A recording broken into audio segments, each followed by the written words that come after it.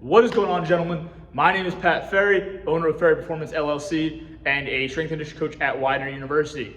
If you're like me, you're mid to late 20s, you maybe even early 30s, and you graduated from college, you played college sports, you played sports at some point, and you're worried you might lose everything that you've gained, you've lost your structure now that you're in the real world. Well, I'm here to show you how simple it can be to stay there. All right, so as 20-year-olds in that mid to late range, a lot of us are now entering the workforce. You're got more responsibilities, maybe a girlfriend, a fiance. It's taking a lot of time out of your day.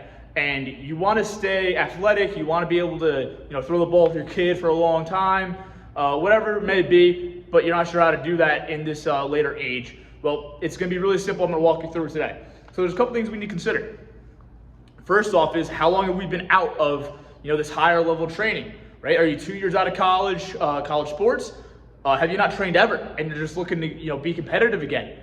Or has it been high school, right? So all that's going to be a determining factor of how aggressive we can start up, right? So I myself played college lacrosse, and I never really stopped.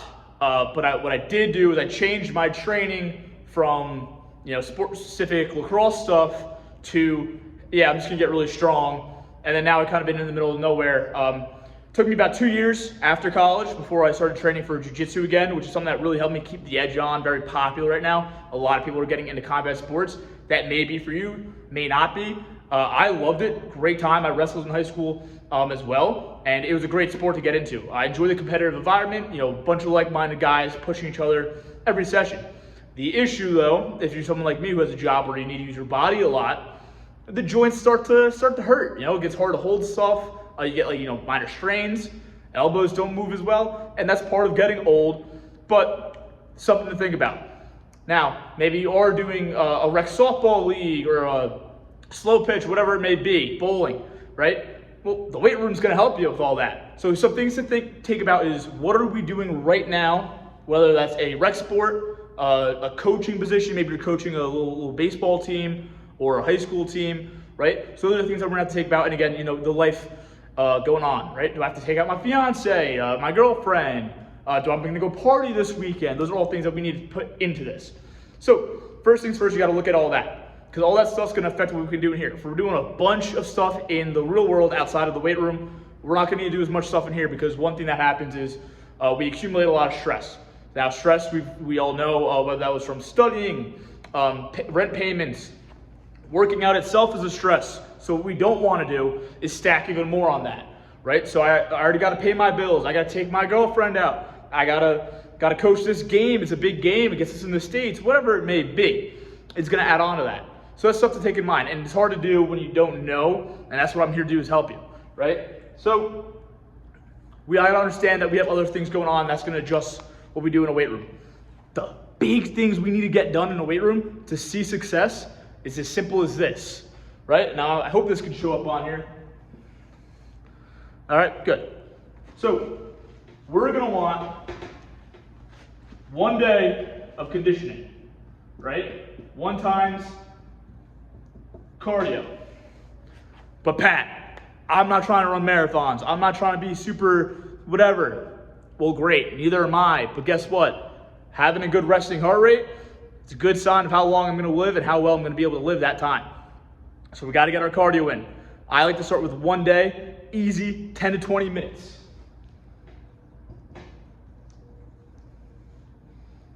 Build that up to an hour, slow and steady. Now again, this is just a sample layout. We can get way more descriptive in our coaching, or if you email me, email me below, we can talk about what's best for you. But this is gonna be the basics of what we need to do.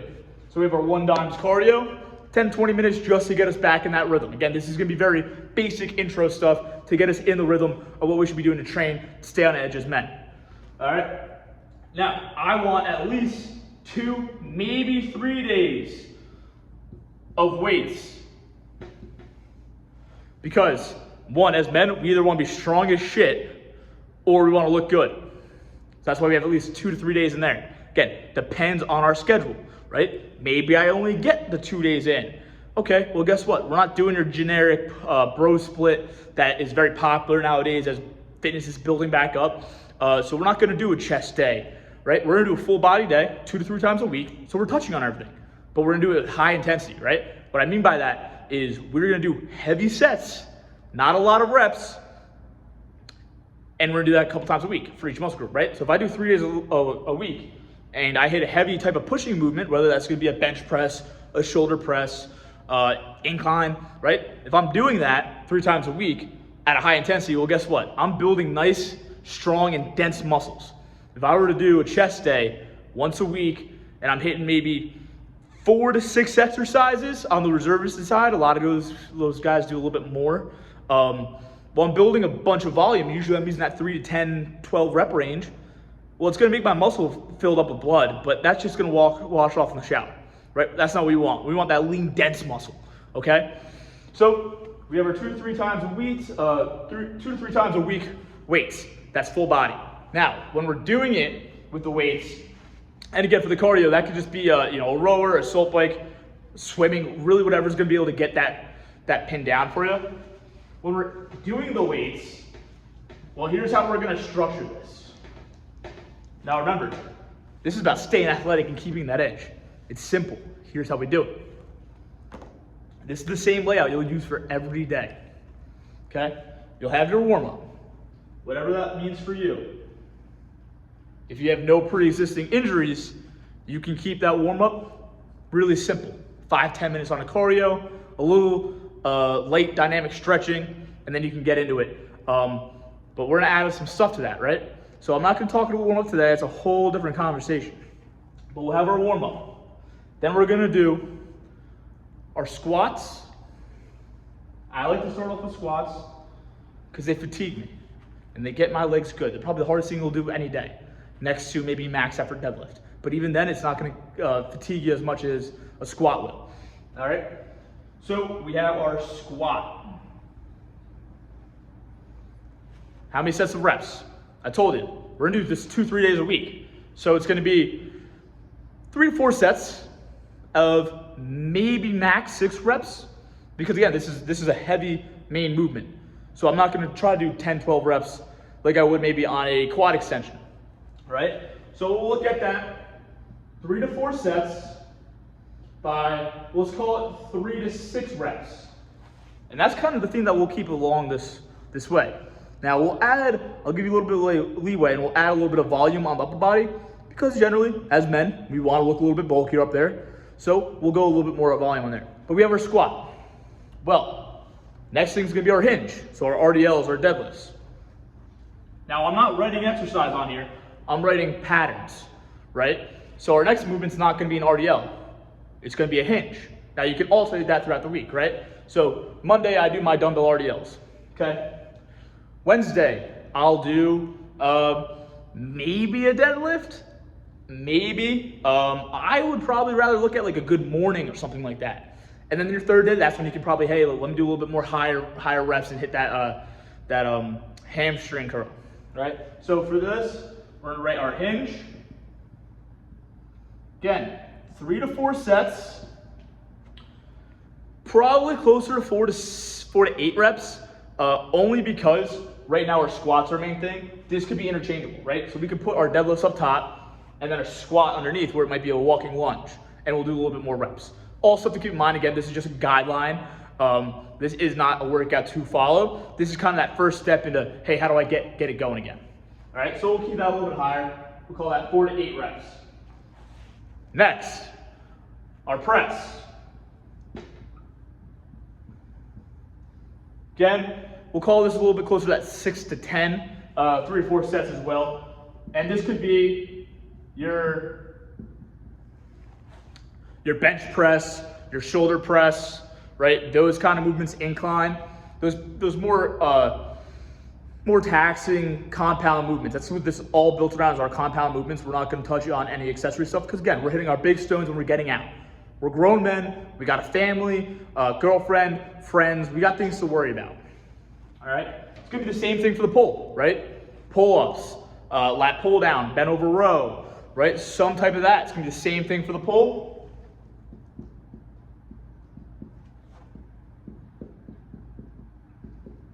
And if you're really strapped on time, you can combine those into a superset.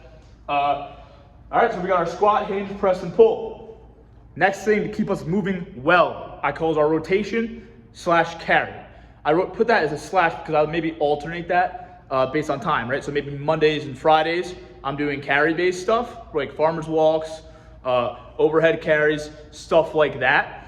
And then on Wednesday, I'm doing some more rotational stuff. Now that'll be a little bit more core focused naturally, but it's really just to make sure I keep my mobility. I'm able to work through what I have. So then our 5 is going to be that carry / rotation, 2 to 3 sets. And that depends, right? Could be yard based, could be rep based. So I'll leave it at just 2 sets. All right. Now, that's the basics, but you want to get athletic again, right? You want to keep that edge. You want to win that flag football league, whatever it may be, the Turkey Bowl. Me and my buddies do a huge summer wiffle ball thing, and it's like a whole thing on like year 15 of it. It's great. It's fun. Keeps us going. It gets messy. We've had some injuries. That's why we got to prioritize this stuff to make sure that we're staying healthy in our age. All right. If you want to really add stuff in, what I do is my real number 1, jumps and sprints. Now, if you were a college athlete or even a high school athlete who had a good program at the time, jumping and sprinting was the big thing that we did, right? Because sprints are going to keep our hamstrings healthy. We're going to be faster. We're going to be lighter on our feet. Jumping, well, that's going to teach us how to, that 500-pound back squat that we could do in the past maybe.